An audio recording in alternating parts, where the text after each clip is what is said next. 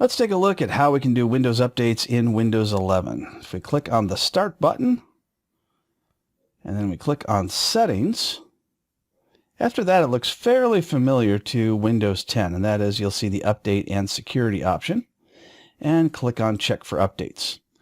And once the updates are done, you can go ahead and restart if prompted.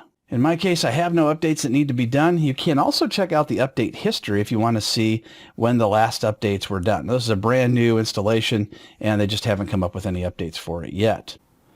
Under the Change Active Hours, you can decide what hours that you're going to be active, and you are okay with the restart happening.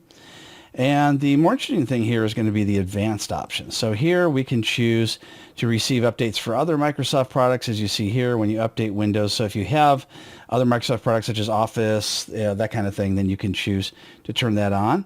If you'd like, download updates over metered connections.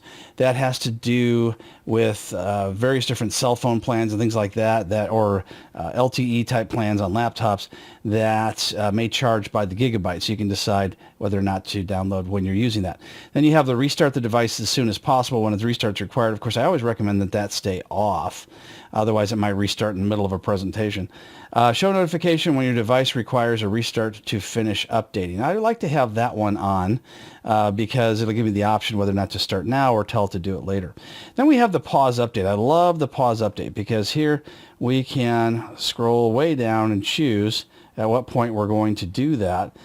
We can also choose delivery optimization and allow downloads from other PCs. So if you have other computers on the network and you want to get updates from their computers, then by default this is turned on. If you don't want this to happen, then you can certainly turn it off. So that's how you check for Windows updates and have them install automatically in Windows 11.